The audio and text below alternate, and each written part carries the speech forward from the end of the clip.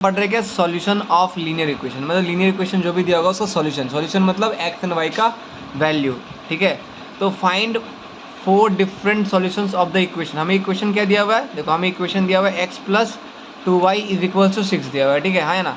और हमें बोला है क्या है कि हमें इसका 4 सॉल्यूशन चाहिए। तो हम सिंपली क्या करेंगे, एक ऐसा टेबल बना देंगे, है ना, ये सुनो, और यहाँ पे x लिखेंगे और यहाँ पे y लिखेंगे, ठीक है, ये सुनो। और तुम लोग जो बोलो ध्यान से समझना, पहले हम क्या करेंगे, x में 0 पुट करेंगे, खुद से पुट कर रहे हैं हम लोग, ठीक है।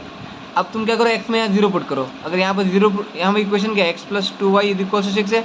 मैं पुट किया x में 0, जैसे x में 0 पुट किया, x 0 हो गया, + 2y = 6, तो y का वैल्यू क्या निकला यहाँ पे 6/2, तो 3, तो y का वैल्यू क्या निकला 3।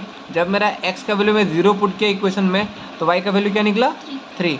तो ये 0 3 एक पेयर मिल गया, हमें एक सॉल्यूशन मिल गया।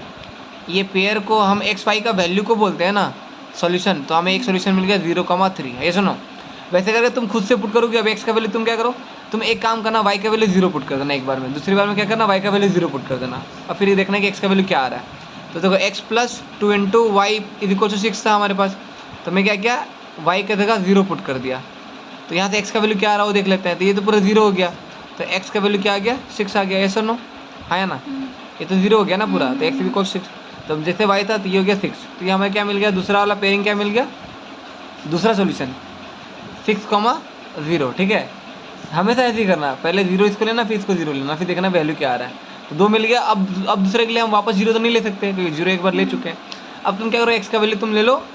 देखो ऐसा लेना कि ये उधर जाके माइनस हो रहा है ना, कि हमें एक आंसर आए। अगर तुम चाहो ना तो तुम पहले स्टार्टिंग में ऐसे कर सकते हो, x = क्या आ जाएगा, 6 - 2y, है ना, 6 - 2y। अगर तुम 2y को उधर भेज दोगे तो x = 6 - 2y नहीं हो गया। अब तुम चाहो तो यहाँ पर y का वैल्यू पुट कर सकती हो, y का वैल्यू पुट करो। y का वैल्यू अगर 1 पुट करते हैं, चलो मैं क्या किया, y का वैल्यू 1 पुट कर दिया, ठीक है। तो जैसे y का वैल्यू 1 पुट किया यहाँ पे, तो क्या मिल गया तुम्हें बताओ, यहाँ पर क्या है मेरा, x = 6 - 2y।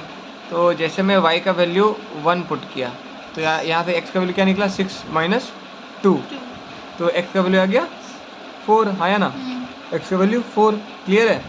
वैसे करके तुम क्या करो, अब x का वैल्यू तुम चाहो तो 2 ले लो, मतलब y का वैल्यू 2 ले लो यहाँ पे, क्योंकि देखो x डिपेंड करना इस पर। तो y का वैल्यू हम क्या लिए, अभी 2 ले लिए। जब 2 लिए तो क्या हो गया, x = 6 = 6 - 2 × 2, तो x = 6 - 4। 6 - 4 क्या होता है 2। तो जैसे मैं y का वैल्यू क्या लिया था, मैं 2 लिया था, तो मेरा आंसर क्या है, x का वैल्यू क्या आया 2 आया। क्लियर है कि नहीं क्लियर है। 4 सोल्यूशन बोला था, 2 3 4 मिल गया।